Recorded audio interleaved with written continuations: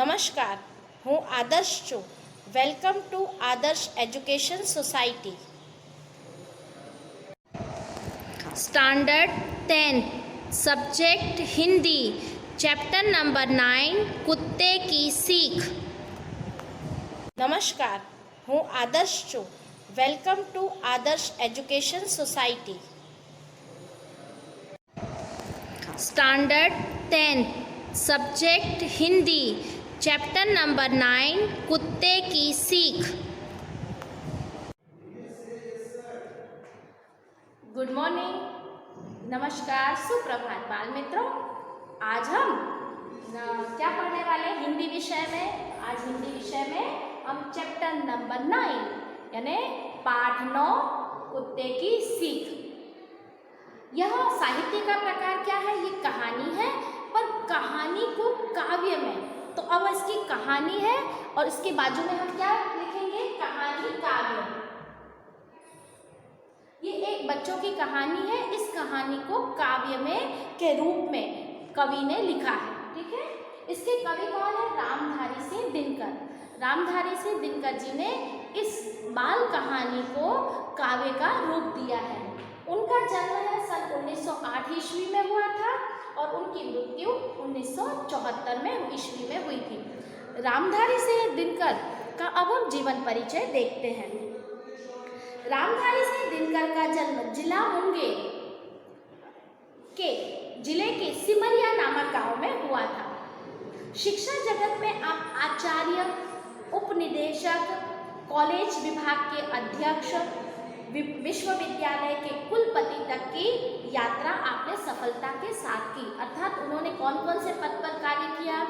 आचार्य ने प्रिंसिपल के पद पर कार्य किया, उपनिदेशक के पद पर, फिर उन्होंने विश्वविद्यालय में कुलपति के रूप में कार्य किया और वह कॉलेज के अध्यक्ष भी रहे. इन सब कार्यों को उन्होंने सफलतापूर्वक निभाया. आप राज्यसभा के सदस्य भी रहे हैं, अर्थात वह राज्यसभा में भी रह चुके हैं. इनकी कविताएं राष्ट्र प्रेम, मानव प्रेम की परिचायक है. अर्थात इनकी कविता है किसकी? रामधारी सिंह दिनकर की कविता है. वह किसकी परिचायक है? परिचायक यानी परिचय देने वाली है. तो राष्ट्र प्रेम की और मानव प्रेम को लोगों को परिचय देती है. किसका? राष्ट्र प्रेम और मानव प्रेम की परिचायक है. अर्थात उनकी कविता में मानव प्रेम बताया गया है और राष्ट्र प्रेम के बारे में परिचित करवाती है. वे गांधी विचारधारा से प्रभावित थे. वे प्रगतिशील सामाजिक चेतना के कवि थे. आपको भारतीय ज्ञानपीठ पुरस्कार से भी सम्मानित किया गया है. तो बाल मित्रों, अब एक ये प्रश्न बनता है कि रामधारी सिंह दिनकर है, उनको कौन सा पुरस्कार दिया गया था या सम्मानित किया गया था? तो आपको क्या प्रश्न बनेगा? उन्हें भारतीय ज्ञानपीठ पुरस्कार से सम्मानित किया गया था. अब एक प्रश्न और बनता था कि उनकी रचनाएं हैं जो किसकी परिचायक थी? तो आप लिखोगे तो रामधारी सिंह दिनकर जी की रचनाएं राष्ट्र प्रेम और मानव प्रेम की परिचायक थी.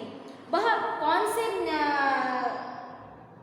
वे किसके कवि थे? तो वह प्रगतिशील सामाजिक चेतना के कवि थे. ओके. अब हम उनके रचनाएं देखते हैं. जैसे रेणुका, हुंकार, रसवंती, इनके काव्य संग्रह. तो काव्य संग्रह कौन कौन से हैं? तो रेणुका, हुंकार और रसवंती इनके काव्य संग्रह है. कुरुक्षेत्र, रश्मिरथी, उर्वशी जैसे प्रबंध काव्य लिखे हैं. अब रश्मिरथी का एक पाठ है कर्ण का जीवन दर्शन. उस कर्ण के जीवन दर्शन में रश्मिरथी से लिया गया था. रश्मिरथी का अर्थ होता है किसका? सूर्य की किरणों का बना हुआ रथ, यानी सूर्य की किरणें जैसा रथ हो उसे कहेंगे रश्मिरथी. रश्मिरथी में जो एक हिस्सा लिया गया है वो कर्ण का महाभारत के युद्ध में से, वह उनका बहुत ही अच्छा और चर्चित क्या बोलते नाटक है, कविता काव्य है कि उन्होंने किस तरह से कर्ण के पूरे जीवन दर्शन को पूरी तरह से लिखा है. उसके बाद है उर्वशी जैसे प्रबंध काव्य भी लिखे हैं. अर्धनारीश्वर, मिट्टी की ओर तथा रेत के फूल इनके चिंतनात्मक निबंध हैं. संस्कृति के 4 अध्याय इनकी प्रमुख गद्य रचना है। तो अब आप एक प्रश्न और बनेगा, काव्य ये कवि हैं, पर उन्होंने गद्य रचनाएं कौन कौन सी लिखी हैं, तो आप इतना लिखोगे, संस्कृति के 4 अध्याय रामधारी सिंह दिनकर जी की गद्य रचना है। इनका नाम क्या है, तो रामधारी सिंह है। इनका उपनाम क्या है, तो दिनकर जी। इस तरह से भी प्रश्न पूछे जा सकते हैं। प्रस्तुत काव्य बच्चों के लिए लिखा गया है। कुत्ता और खरहे यानी खरगोश की कहानी को काव्य के रूप में प्रस्तुत किया गया। मैंने क्या लिखा है यहाँ पर, कहानी काव्य, अर्थात ये कहानी है और इसे कविता में बदला गया है। इस कथा में यह बताना चाहते हैं कि छोटा हो या बड़ा, ताकतवर हो या कमजोर, जब अपने प्राणों पर आ जाते हैं तो तब उनमें विशेष शक्ति आग का संचार होता है। ईश्वर ऐसी शक्ति सबको दी है। अर्थात इस कहानी काव्य में रामधारी सिंह दिनकर जी ने बताया है कि कौन सी कहानी क्या है, एक कुत्ते की, जंगली कुत्ता था और एक खरहा यानी खरगोश था। दोनों की कहानी को जब उन्होंने कविता का रूप दिया है और यह बताया है कि एक बार जंगल में झाड़ियों के बीच जंगली कुत्ता है, वो अपना शिकार ढूंढ रहा था। जब शिकार ढूंढ रहा था, उसे कहीं कुछ नहीं मिला, तो वो सूंघते सूंघते चारों तरफ घूम रहा था। अचानक वो झुरमुट झाड़ियों के बीच में पहुंचा तो उसे किसी जानवर के होने का एहसास हुआ। समय वही था, उसी समय श्वासों की आवाज़ सुनकर जो झाड़ियों के बीच के अंदर जो उसका घर था खरगोश का, वहाँ वह सो रहा था। कुत्ते की आवाज़ सुनकर सांसों की, उसे ऐसा लगा कि उसकी मृत्यु उसके सिर पर खड़ी है। अपनी पूरी ताकत लगाकर वह वहाँ से भागा।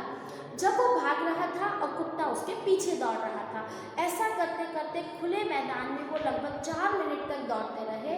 और हुआ ये कि कुत्ता है वो उसके पीछे भागा, उतने में खरगोश है वो कटीली झाड़ियों के बीच में जाकर घुस जाता है। कुत्ता है वहाँ पर पहुँच नहीं पाता। इस तरह से खरगोश की जान बच जाती है। यह सब दृश्य है वो लोमड़ी देखती है और लोमड़ी है वह कुत्ते से कहती है कि मामा आप तो अब बेकार हो गए हो, आप मात्र जंगल के छोटे मोटे जानवरों को भी नहीं पकड़ पाते हो। तब कुत्ता प्रति उत्तर में क्या कहता, वही इस कविता का सार है। उसने क्या कहा कि मैं तो अपने एक दिन के भोजन के लिए दौड़ रहा था, परंतु खरगोश है वो अपनी जान बचाने के लिए दौड़ रहा था। याद रखना, शास्त्रों में भी कहा है कि यदि रोटी कमाओ तो रोटी कमाओ यानी अपना जीवन निर्वाह के लिए जो आप कमाई करते हो, जीविका अर्न करते हो, वह अपनी जान बचाकर करना चाहिए, अपनी जान जोखिम में डालकर नहीं। परंतु जब आपके जान अर्थात आपके प्राण संकट में पड़ जाए तो पूरी शक्ति लगाकर अपने आप को बचाना चाहिए। मैं एक दिन के भोजन के लिए दौड़ रहा था और खरगोश है वो अपनी जान बचाने के लिए दौड़ रहा था, इसलिए मैं खरगोश को नहीं पकड़ पाया। इस तरह से ये कहानी का सारांश है, मैंने आपको बताया। अब हम कहानी यानी कविता को पहले पढ़ लेंगे और उसके बाद उसके शब्दार्थ मैंने यहाँ पर सारे लिख दिए हुए हैं और बीच बीच में बोलती भी जाऊँगी। ओके, इतना तो समझ में आ गया ना बाल मित्रों? ओके, अब हम कविता पढ़ते हैं। वन में एक घनी झुरमुट थी। झुरमुट यानी क्या है, झाड़ियाँ, जिसके भीतर जाकर खरहा एक रहा करता था सबकी आंख बचाकर। फुदक फुदक कर फुनगिया घास की चुन चुन कर खाता था, देख दूर से लोगों को झुरमुट में छिप जाता था। एक रोज आया उस वन में कुत्ता एक शिकारी, लगा छानने सूंघ सूंघ कर वन की झाड़ी झाड़ी। आखिर वह झुरमुट भी आई जो कहने का घर थी, मगर खैर उस बेचारे की लंबी अभी उम्र थी। कुत्ते की जो लगी सांस खरहा सोते से जागा, कुत्ते की जो लगी सांस खरहा सोते से जागा, देख पीठ पर खड़ा काल को जान लिए वह भागा। झपट पंजा तान मगर, झपट पंजा तान मगर, खरहे को पकड़ न पाया, पीछे पीछे दौड़ा कुत्ता भी जोर लगाकर। 4 मिनट तक खुले खेत में, 4 मिनट तक खुले खेत में रही दौड़ यह जारी। इतने में आ गई सामने कटी घनी कटीलिया झाड़ी, भरकर एक छलांग छिप गया खरहा भी हड़वन में, इधर उधर कुछ सूंघ फिरा कुत्ता निराश हो मन में। एक लोमड़ी देख रही थी यह सब खड़ी किनारे, कुत्ते से बोली मामा तुम तो खरहे से हारे। इतनी मोटी देह लिए हो फिर भी थक जाते हो, इतनी मोटी देह लिए हो फिर भी थक जाते हो, वन के छोटे जीव जंतु को भी न पकड़ पाते हो। कुत्ता हंसा, अरे दीवानी, कुत्ते ने प्रत्युत्तर क्या दिया देखिए। कुत्ता हंसा, अरे दीवानी तू नाहक बकती है, इसमें जो है भेद उसे तू समझ नहीं सकती है। मैं तो दौड़ रहा था केवल एक दिन का भोजन पाने, लेकिन खरहा भाग रहा था अपनी जान बचाने। कहते हैं सब शास्त्र कमाओ रोटी जान बचाकर, पर संकट में प्राण बचाओ सारी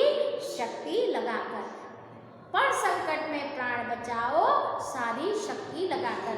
यहाँ पर आपने कविता को देखा कि किस तरह से मैं जब कविता पढ़ रही थी तो आपने देखा किस तरह से खरगोश है वो अपनी जान बचाने के लिए झुरमुट के पीछे कटीली झाड़ियों में चला जाता है और अपनी जान बचा लेता है। बाल मित्रों, आप जानते हो ईश्वर के द्वारा हर एक व्यक्ति को इस तरह की शक्ति प्रदान की गई है। जब हमारे पर कोई मुसीबत आती है तो हम फटाफट सोचना शुरू कर देते हैं, हम उस मुसीबत से कैसे निकले, अपने आप को कैसे बचाए। ईश्वर ने यह हुनर हर किसी को दिया है। जब हम मुसीबत में पड़ते हैं तभी हमारा दिमाग और ज़्यादा चालू हो जाता है। इसीलिए आपको पता है कवि ने कहा है कि रहीमन विपदा हूँ भली, रहीमदास जी क्या कहते हैं, रहीमन विपदा हूँ भली जो थोड़े दिन होए। अर्थात हर एक व्यक्ति पर मुसीबत आनी चाहिए। मुसीबत आने पर हमें पता चलता है कि कौन हमारा है और कौन पराया, ये तो ठीक है, परंतु साथ साथ हमें हमारी शक्ति का भी परिचय होता है कि हम किस तरह से उस मुसीबत से अपने आप को बचा सकते हैं। और हर एक व्यक्ति के अंदर इस तरह का हुनर है। खाली एक बात बताए कि अगर कोई लड़का होगा, उसके पैर में चोट आई है, उसे दर्द हो रहा है, वो लंगड़ा कर चल रहा है, ऐसे ऐसे करके चल रहा है, अरे टीचर बहुत दर्द कर रहा है। अचानक से वो रास्ते में जा रहा है और एक कुत्ता उसके पीछे दौड़ पड़ा, तो पहले क्या करेगा, उसको दर्द हो रहा है, वो दर्द उसके दिमाग में से गायब हो जाएगा और फिर थोड़ा थोड़ा वो इस तरह से पैर उठा उठा के करेगा। और एक समय ऐसा आएगा कि जब उसके प्राण पूरी तरह से संकट में पड़ गए, उसको लगा कि कुत्ता उसे काट खाएगा, तो अपने पैर के दर्द को पूरी तरह से भूलकर इतनी तेज दौड़ लगाएगा और अपने आप को सुरक्षित स्थान पर पहुंचा देगा। फिर विचार करेगा, अरे मेरे पैर में तो दर्द है, वो दर्द कहाँ गया, फिर वो पैर वापस दुखना शुरू हो जाएगा। अर्थात हमारे अंदर इतनी शक्ति प्रदान की गई है ईश्वर ने कि हम हर एक मुसीबत का सामना कर सकते हैं। यही बात इस कहानी काव्य में प्रस्तुत की गई है। Thank you for joining us. Thank you for joining us.